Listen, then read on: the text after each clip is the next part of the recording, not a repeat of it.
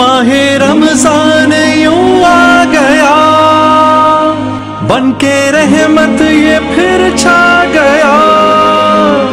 कैसे तुझसे करूं सामना।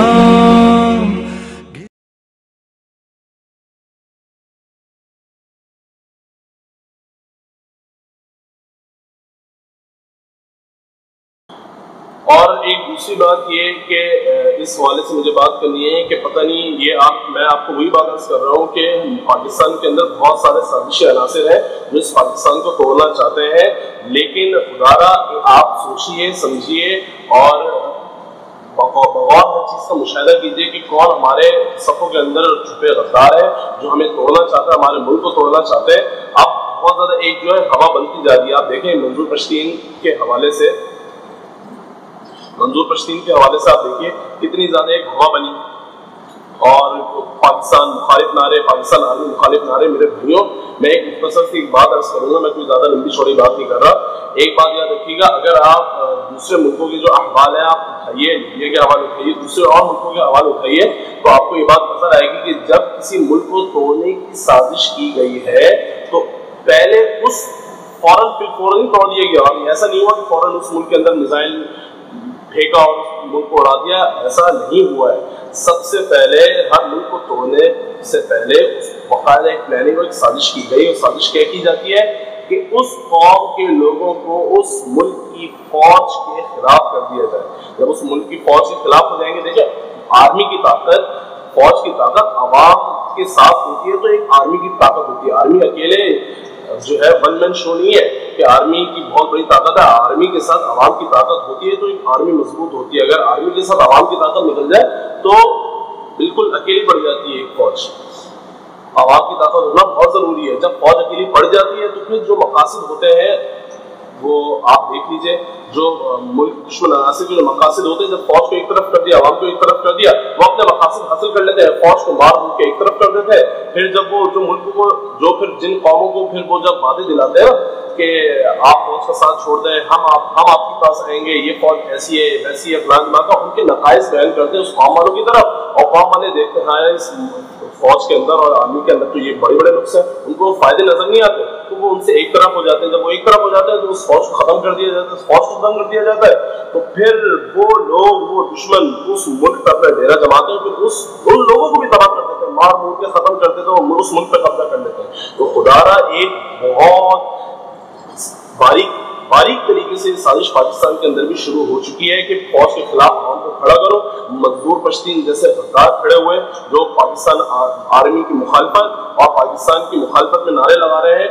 भाइयों, हर एक के अंदर अल्लाह ताला ने कुछ ना कुछ कमी और कुछ ना कुछ नुक्स रखा है। ठीक है, मैं परफेक्ट नहीं हूँ, मेरे घर वाले परफेक्ट नहीं है, मैं एक इंसान हूँ, मेरे अंदर भी खता है, मेरे अंदर भी कुछ ना कुछ फायदे हैं, कुछ ना कुछ नुकसान है, कुछ ना कुछ अच्छाई है, कुछ ना कुछ बुराई है। तो हमारी आर्मी के अंदर कोई ऐसी नहीं है कि कोई दूध की धुली भी है, उनके अंदर भी कुछ गद्दार होंगे, वो भी मतलब आप ओवरऑल कुछ ना कुछ गद्दार होंगे। ओवरऑल हमारी आर्मी गलत नहीं है, हमारी आर्मी बहुत अच्छी है। आज हमारी आर्मी सरहदों को पहरे दे रही है, तो आज हम अपने मुल्क में सुकून और चैन की नींद सो रहे हैं। अगर ये पहरे ना हो और अगर ये ISI जो हमारे मुल्क की एजेंसी है हमारे लिए अगर रातों को ना जागे, अगर वो जो बारीक जो साजिशें होती हैं उनको ना पकड़े, तो हम चैन की नींद ना सोए। खुदारा अपने मुल्क की कदर कीजिए, अपने मुल्क की आर्मी, पाकिस्तान आर्मी की कदर कीजिए। छोटी मोटी गलतियां, छोटी मोटी जो नुक्स है उनको बर्दाश्त कीजिए, उनसे सरफे नजर कीजिए और अब भरपूर तरीके से अपने पाकिस्तान के लिए हमें करना है, खड़े होना है और पाकिस्तान आर्मी की भरपूर सपोर्ट में हमें खड़े होना है। पाकिस्तान नेवी हो, पाकिस्तान आर्मी हो, अपने मुल्क के अफवाज पाकिस्तान के हम साथ हैं।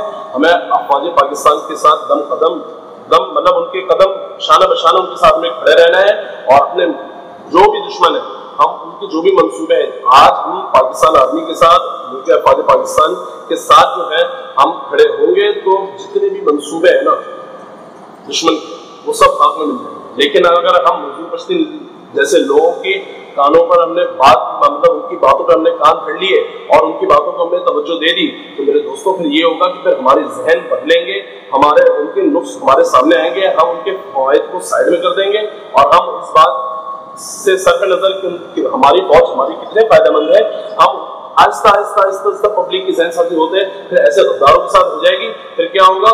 پھر یہی ہوگا کہ ایک طرف فوج ہوگی، ایک طرف قوم ہوگی، جو دشمن کو چاہیے وہ حاصل کر لے گی، فوج کا ختم ملیا میٹ ہوگا، اور پھر وہ قوم کو بھی برباد کر دے گی اور پھر ہمارے پاکستان کو بھی برباد کر دے گی. لیکن ایک بات یاد رکھیے گا، یہ اللہ تعالیٰ کا انعام ہے، پاکستان اللہ کا انعام ہے. میں دشمنوں کو یہ ایک پیغام دوں، پاکستان اللہ کا انعام ہے. تم جتنی بھی کوششیں کر لو، تم پاکستان کو توڑ نہیں سکتے، تم قوم کو فوج کے خلاف کر نہیں سکتے، نہ فوج کو قوم کے خلاف کر سکتے ہو. یہ بات یاد رکھنا.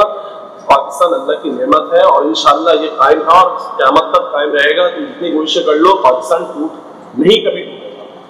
جتنے تم منصوبے کر لو، تم اپنی جتنی ایجنسیز بھیجو اور تقریبی کاروائیاں کرو، تم پاکستان کو کبھی نہیں چھوڑ سکتے، کبھی نہیں تم پاکستان کو توڑ سکتے.